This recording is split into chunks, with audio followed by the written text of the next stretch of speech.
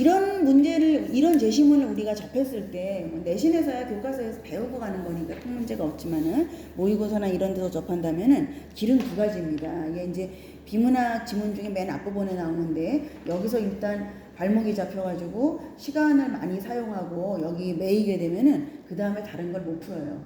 그래서 딱 판단해가지고 너무 어렵다 싶으면은 그냥 안 풀고 끝까지 간다. 다른 건 먼저 풀면 됩니다. 내가 아는 조금 쉽게 풀 수 있는 지문들이 반드시 있다. 그러니까 순서 바꾸면 되고 맨 마지막에 다시 보면 되고 맨 마지막에도 도전을 해봤는데 조금 도저히 나는 이해가 안 돼서 잘 모르겠다. 그럼 그냥 다른 거 헷갈리는 거 더 열심히 해가지고 정답 찾는 게 낫습니다. 그러니까 지문 하나 버린다 이렇게 생각하면 되고요. 다만 1등급이나 2등급 정도를 염두에 두고 있는 학생들은 최소한 이 정도 수준의 제시문을 내가 소화할 수 있어야 된다. 그러기 위해서는 상당한 좀 경험과 내공이 필요하다. 이런 것들을 좀 스스로 느끼게 되는 계기로 삼았으면 좋겠다. 그래서 아예 도전을 안 하거나 아니면은 이 정도를 충분히 내 것으로 소화할 수 있어야 된다. 이렇게 얘기를 하고 싶습니다. 그래서 여러분들이 근데 그런 뭐라고 할까? 기준이 되는 지문이라고 할수 1, 2등급을 바라보는 학생들이 소화해야 되는 제시문의 기준선을 이 지문이 보여주고 있다. 라고 얘기할 수가 있겠습니다. 자, 첫 번째 문단부터 보기로 합시다. 문단의 내용을 간단하게 우리가 이해를 좀 하고 지나가면은 첫 번째는 단백질 합성이 일어나기까지의 과정이 여기까지 나와 있어요. 그래서 세포가 이렇게 있으면은 세포 안에 세포 핵이 있겠지. 그 핵 속에 DNA 유전 정보가 딱 들어가 있죠. 그리고 여기 보면은 리보솜을 통해 여기 이게 세포 핵이야. 핵이고 얘가 세포면은 그 다음에 이 세포 안에 나머지 바탕이 되는 부분이 세포질이겠지. 이 안에 미토콘드리아라든가 리보솜이라든가 다양한 것들이 이 안에 들어가게 되는데 여기 이제 리보솜이 등장하고 있어요. 여기 리보솜이 이렇게 있어요. 그럼 리보솜이 하는 역할이 뭐냐면 리보솜을 통해 단백질로 합성된다라고 되어 있잖아. 그래서 얘가 리보솜 얘가 하는 역할이 단백질 합성 기관이에요.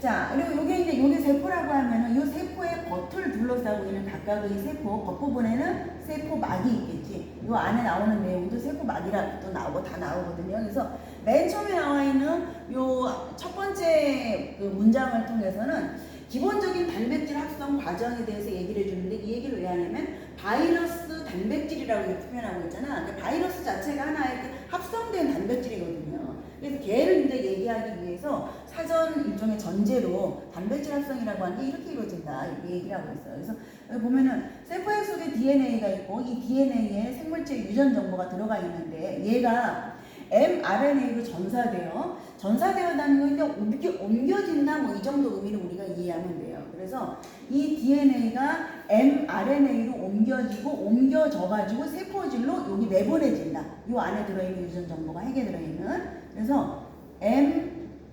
mRNA가 되어서 그걸로 옮겨져가지고 세포질로 내보내진 다음에 그 단백질 합성 기관인 리보솜을 통해서 단백질로 합성이 된다. 이렇게 설명을 하고 있어요. 자, 그 다음에 이제 바이러스에 대한 얘기가 본격적으로 나와. 이 글은 기본적으로 백신에 대한 거기 때문에 백신에 대해서는 이제 두 번째 문단부터 등장을 하게 되고요. 이 첫 번째 문단에서는 단백질 합성 과정, 그 다음에 바이러스에 대한 설명, 그 다음에 백신이 어떻게 작동하는가, 백신의 원리에 대한 설명. 그래서 가장 기본이 되는 지식만 설명을 해주거든. 두 번째 부분 바이러스에 대한 걸 보면은 바이러스는 단백질로 둘러싸인 DNA, RNA, 유전물질이 아닌 기생체다. 그래서 이제 이 DNA, 얘의 유전 정보가 들어있는 DNA라든가 또는 RNA가 있겠지. 그럼 요걸 둘러싸고 있는 게 단백질이야. 요렇게 되어 있는 형태인데 얘는 기본적으로 기생을 하면서 먹고 사는 존재거든요. 그래서 그 기생 당하는 존재를 우리가 숙주라고 얘기를 하거든. 숙주에서 영양분을 공급받아가지고 얘가 살잖아. 그래서 보통 우리가 세균이라든가 이런 것들이 이제 인체를 공격을 하게 되면은 죽여버리거든요. 죽어. 이렇게. 그런데 바이러스는 기생을 해서 영양을 숙주한테 공급받아야 되니까 숙주가 죽으면 안 돼. 그래서 죽지 않을 정도로 살려줘요. 완전히 죽이질 않아. 그런 특성을 가지고 있어요. 일종의 공생관계를 유지하는데 그 공생은 인간에게는 도움이 안 되고 지만 좋으라고 하는 공생관계가 되는 거죠. 그래서 이제 그걸 우리가 기생체라고 얘기를 하거든.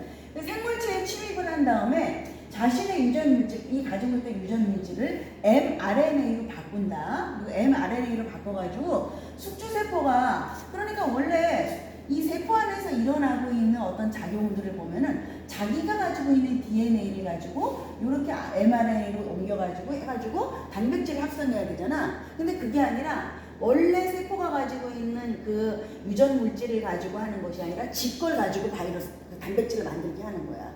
자신의 유전 물질을 mRNA로 바꾼 다음에 숙주세포가 이 mRNA를 가지고 계속적으로 단백질을 만들게 해. 이게 기생이라고 하는 거예요. 숙주세포 안에. 그래서 스스로 바이러스 단백질을 합성하게 한다. 이렇게 얘기를 해요. 그러면 이제 여기에 대항하기 위해서 생물체는 어떻게 해야 되느냐. 이 들어오는 바이러스 단백질, 자기한테 침입하는 애를 항체가 막아내야 될 항원으로 인식을 한 다음에 항체를 만들어. 그래서 항원과 항체가 이렇게 대응을 하는 거죠. 그래서 우리가 이제 이걸 면역이라고 얘기를 하잖아. 항체를 만들어가지고 무찌르는 과정이죠. 이렇게 만들어 대응을 하거나, 대응하는 방법을 지금 두 가지 얘기를 해주고 있어요. 또 하나는 기억세포를 생성해서 같은 바이러스가 침입할 경우에 저번에 들었던 저놈이군, 이렇게 막아야 되겠다라고 대비하게 만든다. 그래서 항체를 만들거나 기억세포를 만들거나 이렇게 하는 과정을 쭉 얘기를 해요. 자, 그러면 백신이라고 하는 건 뭐냐. 여기까지는 이제 바이러스가 인체 내에서 어떻게 작용을 하고 인체 면역체계가 어떻게 움직이는지 그걸 설명하고 있다면, 그 다음에 이제 중요한 건 항상 우리가 문단을 보면 문단에 따라서가 나와요. 따라서라고 하는 게 요약해서 결론을 내는 거야. 지금까지 한 얘기를 이제 전부 다 해가지고 결론을 내리는 게 보통 따라서예요. 그래서 따라서 다음을 항상 주목해야 되고, 따라서는 보통 뒷부분에 나오죠. 여기도 따라서가 나오죠. 그래서 첫 번째 문단의 결론은 뭐냐. 이렇게 바이러스하고 면역체계가 작동하는 원리를 우리가 알면은 이걸 이제 바이러스한테 우리가 이렇게 당하기 전에 미리 대비를 해야 되겠죠. 대비하기 위해 필요한 게 백신이란 말이야. 그래서 바이러스를, 백신이라고 하는 건 뭐냐면 바이러스를 인간이 인공적으로 흉내낸 물질인 거야. 진짜 바이러스가 침입하기 전에. 이걸 가지고 면역 반응을 일으켜, 면역 반응을 앞에 말했듯이 미리 항체를 만들어 두거나 기억세포가 대비할 수 있게 하거나, 이렇게 해가지고 바이러스 감염에 대비하는 것을 얘기한다. 자, 그래서 마지막 따라서 이 부분에서 드디어 백신 접종이 왜 필요한지 백신에 대한 얘기가 나왔어. 그리고 본격적으로 여기서부터는 그렇다면 이제 백신에 대해 알아봅시다 해서 백신에 대한 얘기가 나오게 되는 거야. 자, 두 번째 문단으로 가봅시다. 백신에도 종류가 여러 가지가 있을 것 같은데요. 여기서 지금 소개하고자 하는 백신은 mRNA 백신이라고 하는 종류를 소개하려고 해요. 이 mRNA 백신은 뭐냐면 바이러스 단백질이 가지고 있는 바이러스의 유전 정보, 이것을 암호화시켜가지고 mRNA를 만들어요. 우리가 아까 처음에 봤듯이 mRNA, DNA가 mRNA로 옮겨주고 mRNA가 세포질 안에서 단백질을 만들잖아. 이 과정을 인위적으로 하기 위해서 mRNA를 만들어서 접종을 하는 거야. 근데 얘는 이제 그 바이러스의 유전 정보를 가지고 있는 거죠. 인위적으로.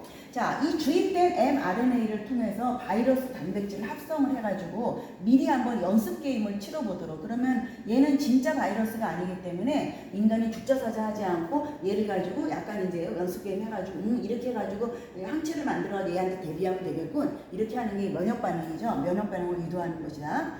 자, 얘가 가지고 있는 좋은 점이 뭐냐면 기존의 다른 백신들은요, 바이러스를 배양해가지고 소량의 바이러스를 몸에다 집어 넣었어요. 균을 투입을 하는데 죽지 않을 만큼 넣는 거지, 많이 넣으면 병원에 죽어버리니까. 그렇게 하면은 그걸 가지고 이제 면역 체계를 만들게 돼요. 그런데 그게 아니라 얘는 진짜 바이러스를 배양해서 넣은 것이 아니라 가짜로 인공적으로 만든 거라는 거야. 그래서 진짜 바이러스를 배양해서 접종하는 기존의 백신과 달리 이 mRNA 백신이라고 하는 것은 1번, 바이러스가 아니기 때문에 인체가 바이러스에 진짜로 감염될 위험은 없다. 그 다음에 2번, 더군다나 얘는 인공적으로 만들어낸 얘는 체내 효소에 의해 쉽게 분해돼. 그러니까 죽어버릴 수가 있어요. 그러니까 이제 인체 내에서 막 살아남아서 인체를 많이 괴롭히지 않아. 죽이기가 쉬워요. 그래서 이것이 뭐냐면 mRNA 백신이 가지고 있는 장점이에요. 근데 문제는 반면 이처럼은 앞에 나온 부분을 얘기를 하겠지. 그래서 반면에는 반대로라는 뜻이잖아. 반대로라고 하니 장점의 반면이니까 여기부터는 단점이 나오는 거죠. 그 단점이 뭐냐면 인체 내에서 쉽게 분해가 된다 그랬잖아. 쉽게 죽어버리잖아. 그러니까 체내에서 불안정할 뿐이라고 하는 거는 면역 체계를 만들도록 반응을 유도하게 잘 활동을 해줘야 되는데 그 전에 죽어버리는 거예요. 그렇게 되면 백신을 집어넣을 아무 이유가 없는 거잖아. 효과가 없는 거죠. 그래서 체내에서 너무 쉽게 분해가 돼서 죽어버리기 때문에 불안정해. 금방 죽어버릴 수가 있어. 자, 첫 번째 문제. 자, 두 번째, 분자의 크기가 굉장히 크고 음전하를 띠고 있어요. 마이너스. 음극의 성질을 띠고 있기 때문에 세포에 거의 흡수되지 않는 문제가 있다. 이게 두 번째 문제야. 이게 이제 활동을 하려면 세포 안에 들어가서 바이러스가 세포에 침투했을 때처럼 들어가서 뭘 해야 연습 게임을 치러주는데 아예 세포에 흡수가 안 된다는 거예요. 그 안 되는 이유를 지금 두 가지로 얘기하고 있어요. 분자의 크기가 너무 크다. 그 다음에 음전하를 띠고 있기 때문에 세포에 흡수가 잘 안 된다. 이런 문제를 가지고 있어. 그래서 중요한 거기에 따라서죠. 그렇다면 장점을 살려주고 단점을 어떻게든지 회피를 해야 mRNA 백신이 작용을 할 수가 있겠죠. 그래서 단점을 없애기 위한 방법으로 mRNA를 보호하여. 자, 보호한다는 거 아까 얘기했듯이 쉽게 분해돼가지고 얘가 죽어버리니까 죽지 않고 살아남아서 제대로 또 아까 또 한 가지 문제가 뭐 있었어요? 쉽게 죽는다고 세포에 흡수되지 않는다. 죽지 않아야 된다. 그 다음에 세포에 흡수될 수 있어야 된다. 그 문제 두 가지를 해결하기 위해서 뭘 하냐면 지질 나노 입자를 이용한다라고 되어 있어요. 그 지질 나노 입자에 대한 얘기가 지금부터 나오게 되는데 얘가 왜 등장하게 되었는지 그 이유가 나와있는 게 따라서라고 하는 거예요. 그럼 본격적으로 이제 지질 나노 입자에 대한 얘기를 들어가는 거예요.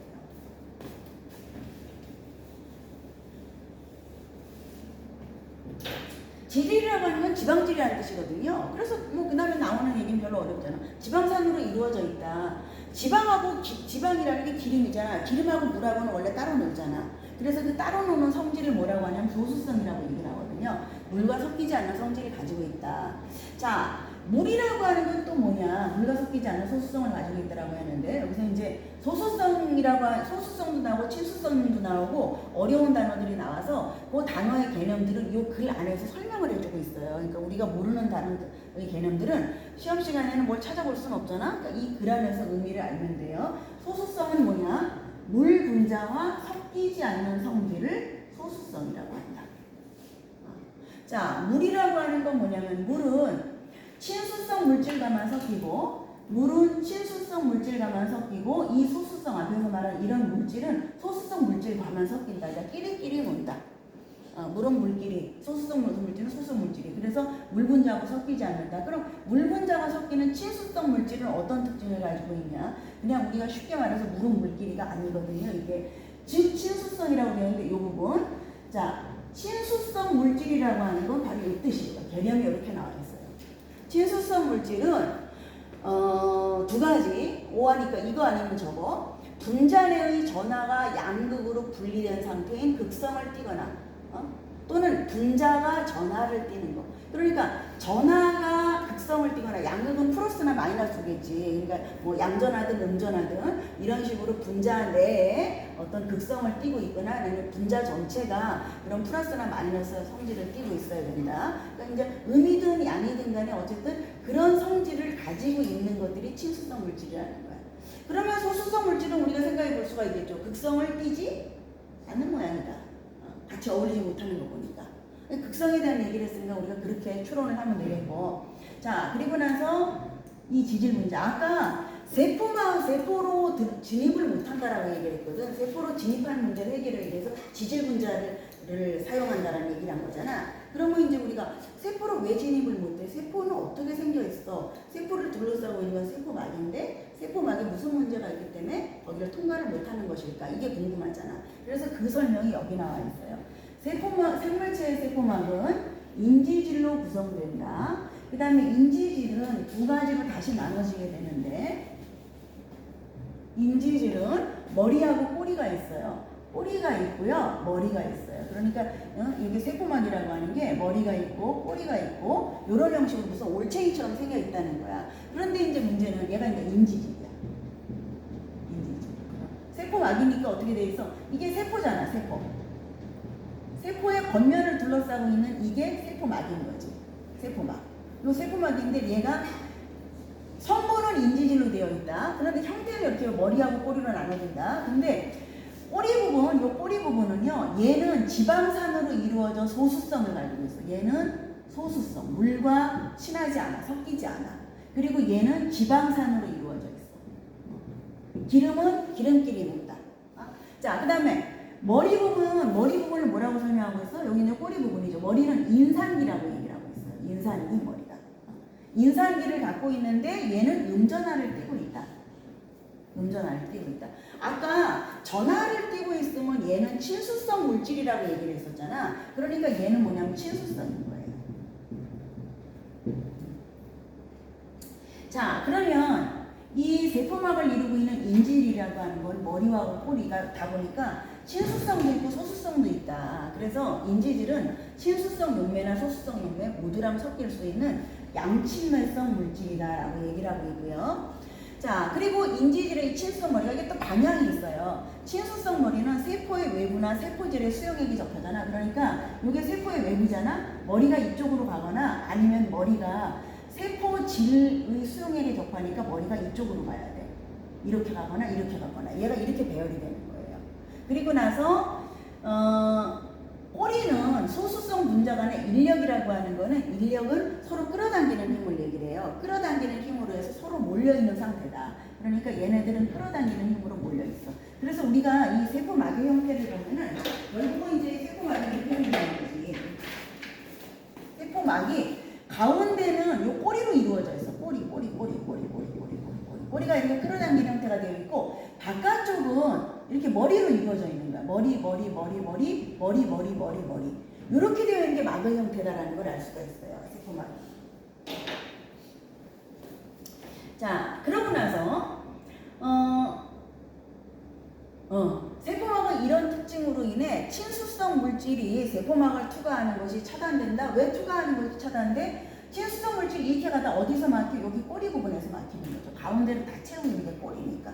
꼬리는 친수성이 아니라 소수성이기 때문에 여기서 딱 차단돼가지고 안으로 들어가지 못한다는 거야. 자, 그런데 이거 mRNA는 뭐랑 관련이 되는 거예요? mRNA. mRNA가 그러면은 친수성이 투과하는 것이 차단된다. 근데 mRNA가 얘를 투과 못한다고 그랬잖아. 그러면 얘가 친수성이라는 얘기가 되네? 그죠? 우리가 그렇게 추론할 수 있죠? 자, 그 다음에 나머지 내용을 다시 또 가서 봅시다. 여기까지 해가지고 그냥 세포막이 가지고 있는 특성까지 알았어. 그럼 본격적으로 세포막을 어떻게 투과할 것인가 라는 장면으로 들어가야 돼. 그래서 나와 있는 이 부분을 보면요. 지질 나노 입자, 얘는 양이온 지질 나노 입자, 요 지질을 여러 가지로 선택을 할 수가 있는 것 같아요. 그래서 여기서는 처음에 뭘 얘기하면 양이온성 지질을 선택을 해. 양이온성 지질을 지질 나노 입자로 사용을 하게 되면은 mRNA와 세포막 사이에 전기적인 반발력, 서로 밀어내는 힘이 생기는 것을 막을 수 있다. 왜 그러냐면, 자, 양이온성 지질이라고 했잖아. 그래서 얘가 지금 양이온이니까 플러스잖아. 양성을 가지고 있잖아.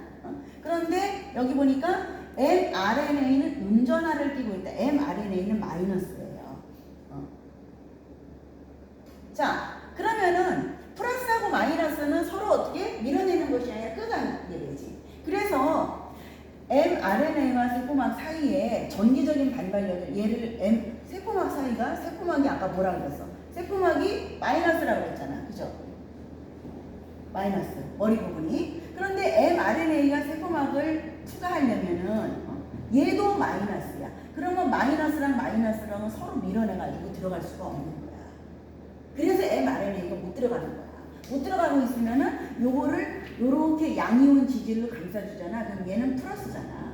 그러니까 플러스하고 마이너스는 서로 끌어당기잖아. 그래서 얘가 전기적인 반발력, 이렇게 서로 밀어내는 것을 막을 수가 있다. 그래서 양이온성 지질로 둘러싸게 되면 음전하를 띈 세포막의 인산기 머리가 반발하지 않고 받아들이게 된다라고 얘기를 하고 있어요. 그런데 또 한 가지 문제가 생깁니다.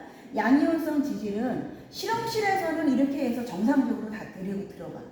양이온성 지질.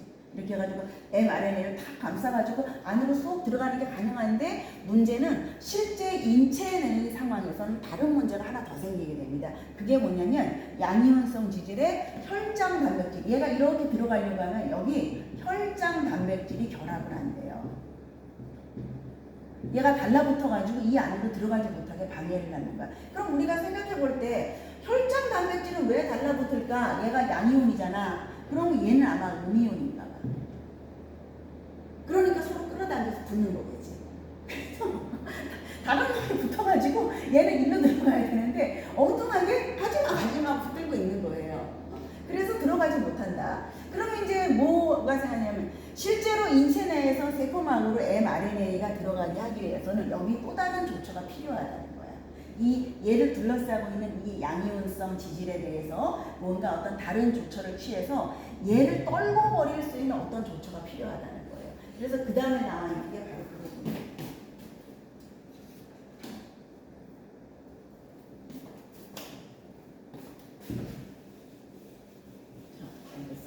지우고 따라서 그냥 양이온성 지질이 아니라 이온화 지질이라는 걸 사용을 하자. 새로운 대안이 여기 양이온성 지질이 아니라 이온화 지질. 이 이온화 지질이 가지고 있는 특성은 뭐냐면 얘는 항상 양이온성을 유지하는 것이 아니라 양이온성이 주변 환경에 따라 달라지게 돼요. 그래서 양이온성은 말 그대로 항상 플러스 양이온이잖아. 양성을 가지고 있어야 되는데 그게 아니라 주변 환경에 따라서 양성이 되기도 하고 중성이 되기도 해요. 그런 특성을 가지고 있는 이온화 지질이라고 하는 거예요. 그래서 이 지질 나무 입자의 재료로 이온화 지질을 사용하면 된다라고 생각을 한 거예요. 자, 이 주변 환경이라고 하는 건 뭐냐면 용액이 놓여있는 pH, 이걸 폐하라고 우리가 얘기를 하죠. 얘는 조금 우리가 잘 모를 걸 대비해가지고 지금 사실 모르는 단어가 한두 개가 아님에도 불구하고 얘 하나만 줄을 달아줬어요. 그래서 이 폐하는 여기 뒤에 보면 나오죠. 수소이온 농도에 관련된 어떤 걸 수치를 보여주고 있는 단위다라고 얘기를 하면서 얘가 7을 기준으로 해서 7이 되면 중성이야. 이 용액이 이 농도 폐하라고 하는 게 단위거든요. 단위. 그래서 이 단위가 7이 되면 중성이고 7을 여기다 7보다 높으면은 안 나오잖아. 7보다 높으면 알칼리가 돼요. 이 수치가. 그 다음에 얘보다 7보다 낮게 되면 이 안에는 산성 용액이야. 그래서 이제 이 수소이온이 얼마나 많이 존재하느냐에 따라 가지고 이 용액의 성질이 이렇게 달라지게 되는데 그걸 보여주는 어떤 단위가 pH라고 하는 거예요. 그래서 이 pH 단위에 대해서는 밑에다 설명을 해준 다음에 여기서 이제 이 pH가 어떻게 작용하나에 대해서 이렇게 얘기를 하고 있습니다. pH가 낮은 용액, 즉 산성 용액이죠.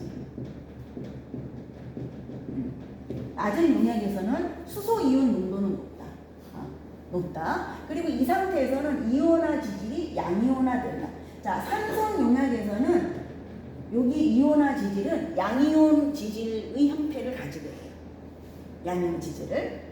그리고 이 상태에서는 수소이온의 농도가 높아. 지금 산성 용액에서는. 그런데 반면에 이 pH가 높은 용액에서 폐하가 높은 용액에서는 수소이온은 상대적으로 높은 게 아니라 적게 받아들여 수소이온의 농도는 낮아지게 되고요. 이온화 지질은 정기적으로 중성이 됩니다. 중성 용액이 되는 거야. 이 기준이 되는 게 7이에요. 7이라고 하는 숫자. 뒤에 나오죠. 그거는. 그래서 중성이 되게 되면 우리가 예상했듯이 얘가 마이너스로 얘가 플러스를 해서 주체사제가 달라붙는다라고 얘기를 했는데 얘가 중성이 돼버리게 되면 얘가 달라붙을 이유가 없어져 버리잖아. 그래서 여기 보면은 혈장 단백질이 부착되지 않는다. 그러면 우리가 무슨 생각을 하게 되냐면 중간에 얘가 바뀌어야 되는 거야. 원래 그냥 중성을 갖다 놓는 것이 아니라 얘가 이속으로 딱 뚫고 들어가야 되잖아. 뚫고 들어가기 위해서 마이너스가 서로 반발력을 일으키지 않도록 얘를 좀 감싸가지고 뚫고 들어갈 수 있게 해주는 건데, 그래서 이 중간에 그 용액의 농도를 낮춰주면서 처음에는 이렇게 시작을 해가지고 여기 진입을 하고 얘가 달라붙을 때쯤이 되면 그때는 얼른 중성으로 용액의 농도를 이렇게 높여주면서 중성으로 만들어주고 해서 얘는 제거를 하면서 얘는 들어갈 수 있도록 이런 식의 복잡한 과정을 거쳐야 된다는 거거든요. 그래서 여기 보니까 즉 낮은 pH에서 mRNA와 이온화 지질을 1차적으로 결합시켜가지고 진입을 시도한 다음에 이것을 높이게 됩니다. 높이게 되면 중성이 되게 되죠. 중성의 mRNA 지질 나노 입자 복합체를 만들어. 그렇게 되면 그때는 이 혈장 단백질은 흡착이 안 돼. 그러면서 정상적으로 안으로 얌전하게 들어갈 수가 있다 이것이에요. 자, 그래서 이 복합체가 세포막의 수용체에 결합하여 내포작용에 의해 세포 내부로 진입한다. 자, 이 복합체는 이런 과정을 거쳐가지고 세포의 내부로 진입을 하게 됩니다. 진입을 하는 그 과정을 표현해주고 있는 게 내포작용이라고 하는 거예요. 이 진입할 때 나타나는 현상이 바로 내포작용이다라고 얘기를 하고 있어요.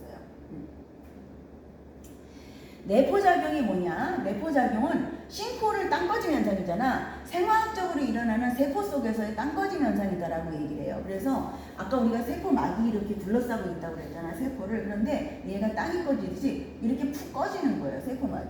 그러면서 이 외부에 있던 것이 이렇게 받아들여져가지고 안으로 들어가게 된다는 거야. 요것을 내포작용이라고 얘기를 해요. 그래서 세포막의 일부가 수용체에 결합한, 이 세포막의 수용체에 결합한 외부 물질과 함께 세포막으로, 이러면 세포막도 함께 들어가면서 여기 외부 물질도 이렇게 함께 들어가면서 이렇게 해서 들어가게 된다는 거예요. 이런 현상을 내포작용이라고 하고요. 이렇게 내포작용이 일어날 때 이 안에 엔도솜 구조체라고 하는 게 만들어진대요. 요거는 이제 들어가고 나서 이후의 상황인 거지. 그래서 세포질에서 엔도솜 내부는 산성화되는데, 자, 여기 엔도솜 구조체가 만들어지면서 여기서 산성화가 일어나게 돼. 그럼 우리가 산성화, 산성용액? 이거 뭔가 이온화 지질의 그 양이나 음이나 뭐 이런 특성하고 관련이 있는 것 같다는 생각이 들게 되죠. 산성화 얘기가 또 나왔으니까. 아까 산성 상태에서는 어떻게 된다고 그랬어? 이온화 지질이 양이온의 상태가 된다고 그랬지. 플러스. 여기 진입을 할 때 혈장 단백질 떨어뜨리느라고 중성이었잖아. 근데 여기 다시 들어가면 또 플러스 된다는 거잖아. 이 상태에서. 자, 이렇게 되는데 이것에 따라서 이 산성화의 상황이 영향을 미치면서 세포막에서 유래한 엔도솜막이 이 세포막에서 이렇게 꺼져 들어가면서 만들어졌던 엔도솜막이 불완전해서 mRNA가 세포질로 방출된다. 자, mRNA는 우리가 지금 계속 봤지만 mRNA를 이게 지질 나노 입자가 감싸고 있는 상태잖아. 이렇게 안고 들어갔잖아. 안고 들어가는데 얘가 세포질 내부로 방출된다. 그럼 얘는 어떻게 되는 거야? 지질 나노 입자가 떨어져 나갔다는 얘기잖아. 그죠? 떨어져 나가는 과정이 왜 일어났을까라고 생각하면 산성화랑 관련이 있는 거야.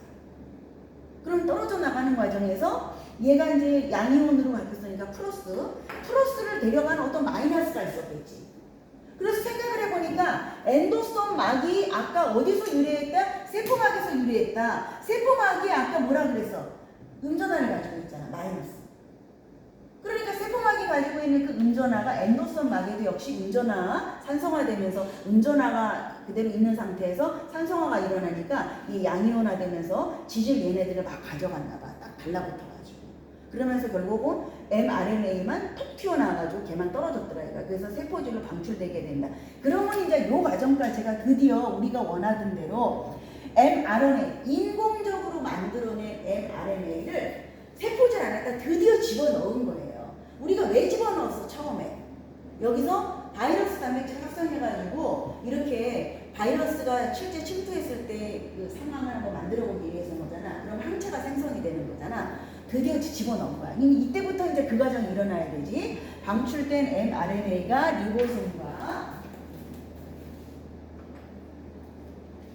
결합하여 드디어 바이러스 단백질, 우리가 원래 목적이 했던 게 이겁니다. 바이러스 단백질을 합성하게 되고, 얘는 진짜 바이러스는 아니죠. 그리고 이제 여기에서 기억세포도 생성이 되고, 또 여기가 바이러스 단백질 합성이 되면 얘가 항원이 되겠지. 그래서 아까 항체 생성한다는 얘기 나왔었잖아. 앞에 항체도 만들어주고 두 가지 방식이 있다고 했잖아. 면역체계에 작동할 때 두 가지 방식을 통해서 바이러스 감염에 대비할 수 있는 인체 내 면역체계가 만들어지게.